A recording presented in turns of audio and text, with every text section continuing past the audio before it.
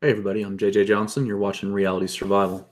So today I am going to talk about YouTube's war on small channels. A lot of you guys have probably heard about this.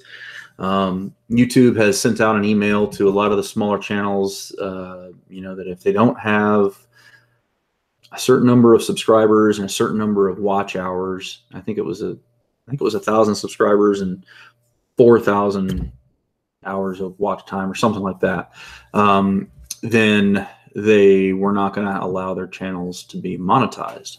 And I think this whole thing is a result of the adpocalypse and YouTube looking for ways to maximize profit and keep more of their advertising money because they don't have as much as they used to and all that. That's at least my kind of guess on this. So it is what it is. I don't know what we can really do about it. I think the main thing we can do about it is we can help each other in the community. And so that's what I'm going to try to do today. I apologize for the B grade internet connection. I probably have a lag between the sound of my voice and the video. But anyway, what I want to do is I want to give some channels, some smaller channels, some shout outs. And then I got 20 points on how to improve your YouTube channel. And these are just things that I've learned throughout the years. These aren't specific towards any channel or anything like that. But these are just like good solid points of, what you can do if you want to have a better YouTube channel and you want to try to grow the channel and all that kind of stuff. Let me open the chat here real quick while I'm talking to you guys, because I want to be able to see what you guys are saying too. Okay, just a second. I'll pop that out there. Okay. All right. So first shout out is going to be for Penn Woodsman. And I'm going to try to do a screen share if I can, and then I'll just go through all these, and then we'll come back and do these 20 points for improving here in just a second. So let me see if I can. Yeah, we'll just do the whole screen. Okay. All right. So the first one is Penn Woodsman. This is his channel here. And he's watched my channel for a while, and he's fairly active on here.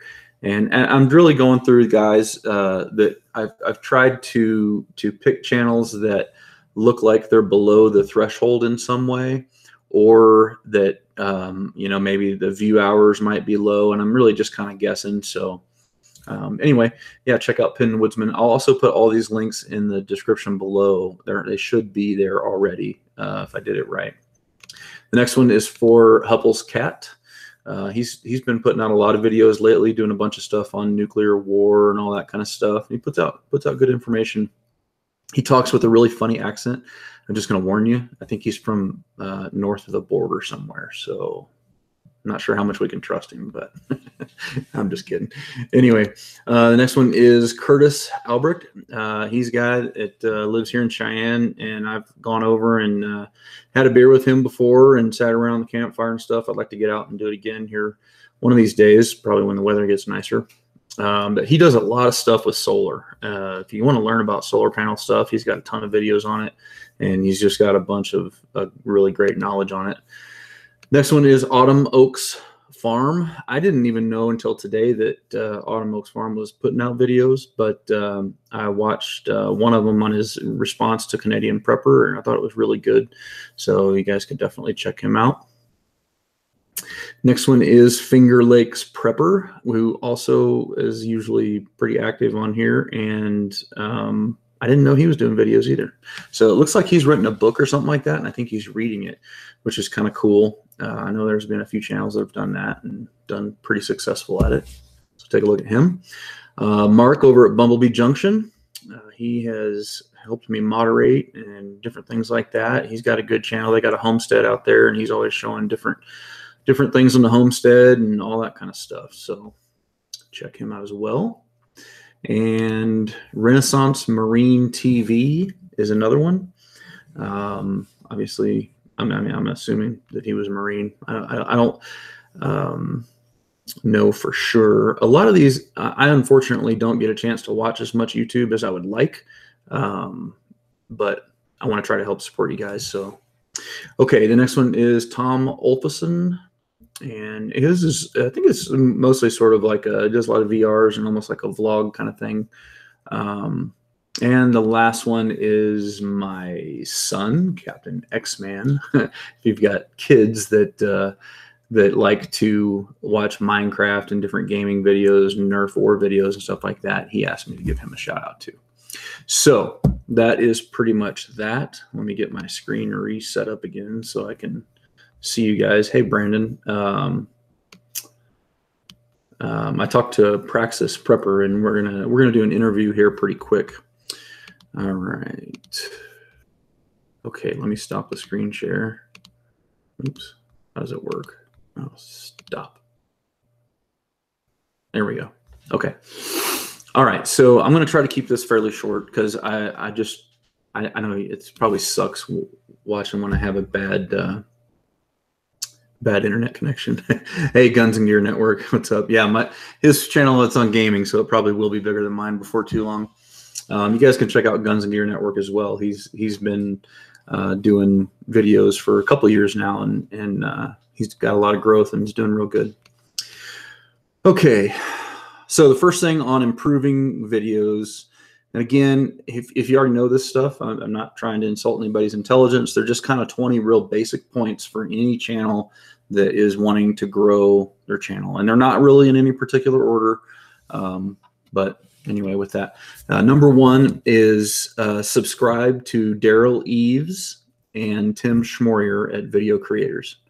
Those two guys, they put out a ton of videos, and they have a library, an extensive library already of really great videos that teach you how to do good YouTube, so check them out. Number two is always use a tripod as much as possible. If you're going to use cell phone and do cell phone videos, try to keep it under 3 minutes if you can, because it's just really hard to do cell phone videos that are easy to watch, so because they get hard to watch after a while. So you want to try to limit the cell phone videos. Okay. If you guys have a question, or if you have a small channel that you're trying to grow right now, then put it in all caps for me in the chat and say, hey, and let me know, and I'll be happy to give you guys a shout out. Okay, then number three is try to use a shotgun mic with a windscreen, with a windsock, if you're going to film outside, because even just a slight wind across an unprotected mic can cause a lot of wind noise, and that sucks, and it's hard to listen to, and so try to avoid that if you can. And I've made all these mistakes, and I routinely do. So I'm not saying I'm better than anybody by any means. If you're gonna record inside, the Yeti Blue is that's what I have here, and it's a good mic. It works pretty well. Let's see here. Okay, and then number four is use a 1080p full HD camera. The 1080p cameras are getting really cheap right now because they're going to 4K and 6K and all that kind of stuff. You don't need to do 4K. HD is still the primary use. So make sure that you're using at least a 1080p HD camera, though. You also need to make sure that the lenses are really clean and smudge free and all that kind of stuff. That's an easy mistake, to make. Number five is your channel name. With channel names, you want to try to incorporate one or two of the key words for what your videos are about. So like with my videos, reality survival and prepping, I recently added the and prepping because I do a lot of prepping videos and stuff like that. So try to have something to do with your main keywords in your title of your channel. Let's see here.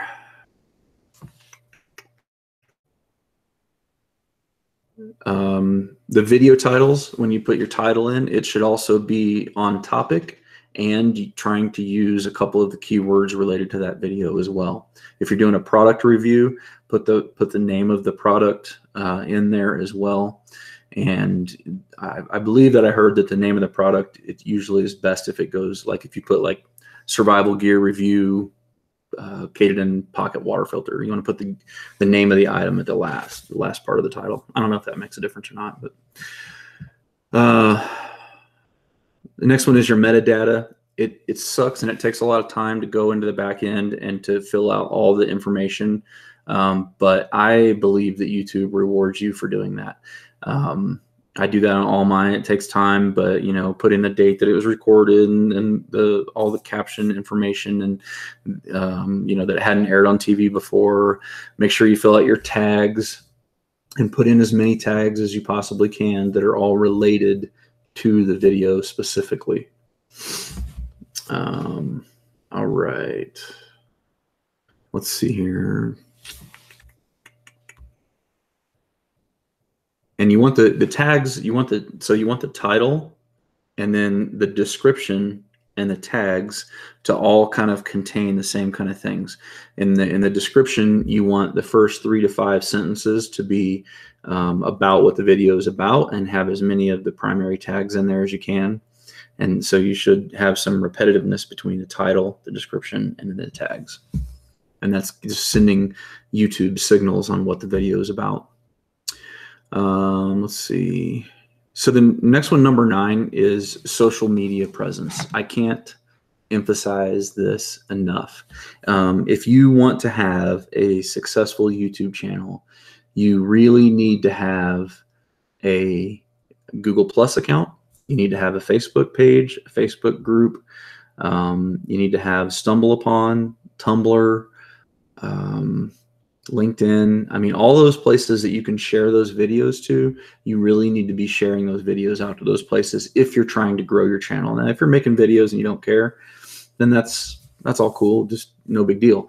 But you will see a tremendous amount of growth when you put more effort into sharing those videos on other platforms. That helps. Okay.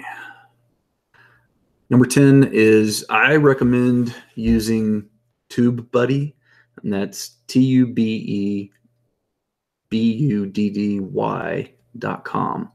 And then if you want to use my affiliate link, it's just tubebuddy.com/reality survival. But they're a service, they're a paid for service, and it gives you changes to the back end of your YouTube channel where you can create thumbnails, where you can do tag or keyword analysis. It'll show you where you rank for certain keywords.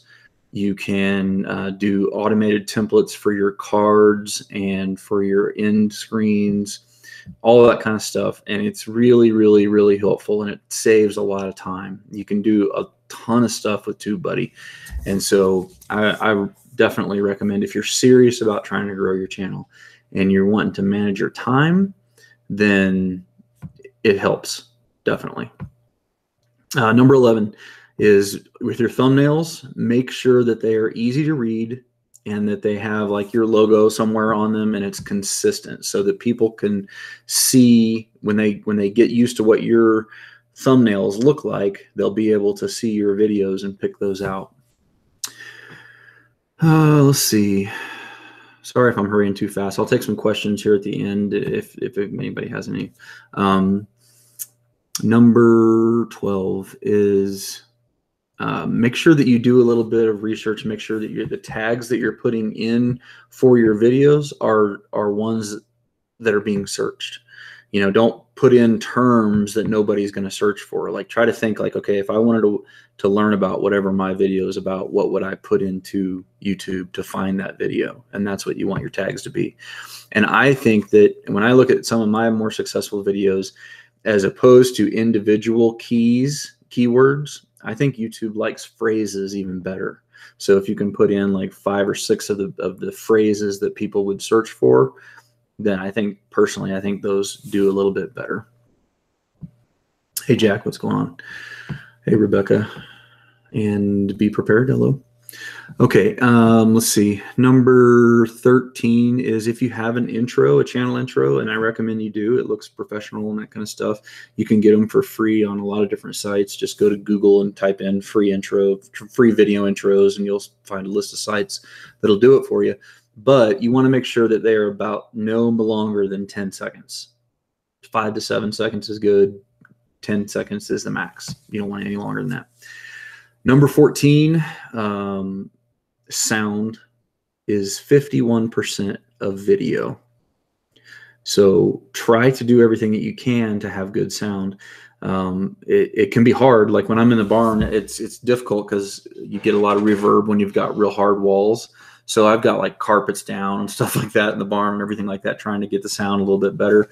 You can get acoustic, tiles to put up and stuff like that if you want to, but just having some soft surfaces in the room that you're recording will help the sound quite a bit, and getting a good mic too. I mean, that's part of it. But sound will cause people to leave a video faster than bad video. So definitely work on the sound. Number 15 is music. A lot of people don't like having background music in their videos. If you're going to use music, use it for just 10 to 20 seconds or something, maybe in the beginning and then maybe at the end, or to highlight certain points, but don't have it stretching throughout the whole your whole thing. Let's see. Number 16 is if you're going to do a where you have B-roll playing over your voice, you should try to make the B-roll be related to the audio, at least somewhat, at least nominally. It should go with kind of the topic of what you're talking about. If you have, it can be distracting for people if you have video on there that is completely unrelated to the audio topic and that kind of thing. So try to keep those matching up. Number 17 is lighting. If audio is 50%, lighting is at least 30% of good video, and you really need to make sure that there's a lot of lights. I've got four lights on in here, one backlight, and 2 other lights on over here. I mean, I've got like 7 lights on in this room, and the lighting's still not even that great. Especially cheaper quality cameras really like to have a lot of light in order for them to look good. So, unless you've got just some really nice top end stuff that can handle low light really well, then I would recommend putting a little bit of money into lighting. And you don't need a lot. Like, it doesn't have to be expensive. I'm just going to see if I can show you here. These little silver kind of things. That's what I use in my barn and in here in the house. A few bucks to go to Lowe's or Home Depot or whatever, and it'll make a big difference in the quality of your video. So spend some time looking at lighting. Let's see. Number 18 is format of the video. Make sure you use the widescreen format, the 16:9 ratio. That's what you're looking for, so that it fills up the whole YouTube screen and you don't have the little black bars on the sides or whatever. A lot of people, for whatever reason, they like to have that full screen. So number 19 is limit your video length to under 5 minutes if possible. And I don't do this on all my videos because sometimes it's just not possible. You're trying to get out subject matter or whatever that is longer and you just can't do it. But YouTube's one of their primary search algorithms is watch time. And the average watch time on YouTube is 3 minutes. So that means that, you've got about 3 minutes to capture people's attention, and then it starts to fall off. And that's pretty consistent on my channel too. I think mine's probably somewhere around 5.5 or 6 minutes. But the point is that you can look on your channel in your analytics section and you can find what your watch time is, and you can see your average watch time. If your average watch time is, 3 to 4 minutes or something, 5 minutes, 6 minutes, and your videos are 20 minutes long, then that's telling you that people are leaving your video before they're over with. So you need to make shorter videos. You ideally want to have short videos where people watch most or all the way through, And that is going to signal to YouTube, hey, this is a good video. We should show it to more people and get more people to watch it. So try to limit the length, especially when you're starting out, until you have an established audience and all that kind of stuff. And that really helps. And number 20 is upload frequency. So content, good content, using good principles, like all the stuff that I told you here, using tripod, good sound, good lighting, all that kind of stuff, and having good content is one of the most important things. However, that being said, gaming channels are proof positive that upload frequency is more important than quality content. Okay, so if you want to grow your channel, you really need to be putting out a video every other day or daily.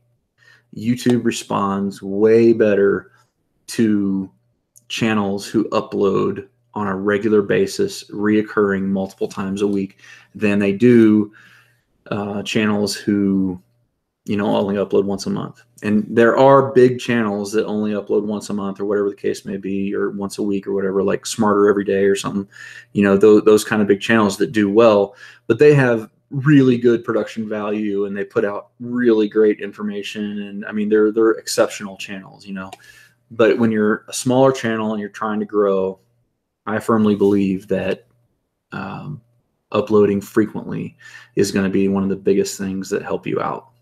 So anyway, guys, I hope that helps. I don't know. I mean, and how long, I guess here's another question that a lot of people might have. How long should I expect to have to do this before I get any real growth? And I would say, I mean, I'm just guessing here. If you get 1,000 subscribers in your first year, you're doing pretty good. I think that's what I got my first year. It was like 1,000. And then if you get 2,000 or 3,000 in your first year, man, you're doing really good. Hey, what's up, John Kev? You're doing really good if you get that many. And by 2 years, if you have 5,000 or 6,000, dude, you're on the right track. You're doing really, really good. And then, by your third year, if you can get up around 7, 8, 9, 10,000, and I think that's good too. The thing is it really just takes time and persistence, unless you're just really good at editing and really good at storytelling and really good at presenting information and all that kind of stuff, you probably aren't going to grow a whole lot faster than that. I mean, there's probably exceptions to that. I'm not saying that's for everybody, but my point in saying this is that if you start a YouTube channel, you shouldn't get discouraged and think that you're going to grow quickly, because YouTube is so massive that it isn't realistic to think that you're going to grow fast anymore. They just don't. I mean, I've been doing this since 2011, and I mean, I'm just now approaching the 60,000 point. But that's almost 700 videos also, I'm pretty close to 700 videos. So, it's just consistency and grinding it down, So, those are my recommendations. And like I said, the links to those other channels are in the description. Does anybody in the chat, do you guys have channels that you're trying to grow right now? Let me go back through and look real quick and see if I can see anything, because I'd be happy to give you guys a shout out and, whatever. All right. All right. Just looking here to see. So Roger says, I'm not getting what's going on with YouTube, but I guess if you don't have 1,000 subs, they're not going to monetize your video. So yeah. So yeah, they're not going to until you get, I think it's past 1,000 subs and 4,000 hours of watch time. So a lot of the channels that I kind of gave the shout outs to in the beginning there, those are all guys that are close. They're kind of somewhere, or they're new channels just starting out, so yeah, give them a look and help them out. So I haven't heard of DTube before. I have to check that out.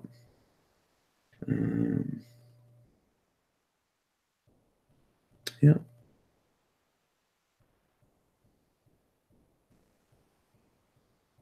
Yeah, so Guns and Gear Network says he's got over 300 videos, right around 3 years, and he's just now right at 6,000 subs.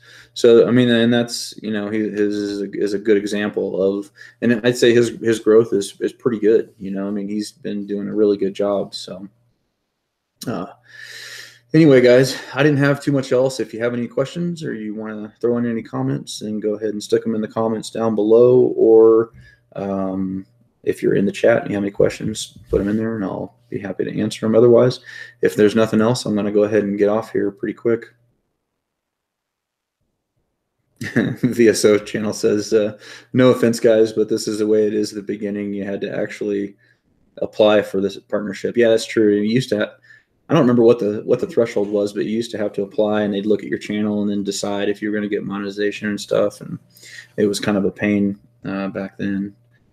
So Kaylin Strain says, I have over 600 subs. She's been on YouTube for a few years. And yeah, most of her stuff is just of outdoors and nature. So if you guys are interested in that, you can go check that out. And let's see. All right. Well, I think that's pretty much it. I don't know how long we're at now. I wanted to keep this kind of short, but I appreciate you guys watching. And if you got any questions, put them in the comments and I'll do my best to answer them. Thanks for watching. And thank you so much for those people who are using the Amazon link. That has made the biggest difference in me being able to keep my channel free, not doing a Patreon, not doing anything like that. You guys using that channel or using that link really makes a difference. All it is just amazon.com/shop/reality survival. I really appreciate it when you guys use that. So thank you very much. And y'all have a good night. I'll talk to you later on.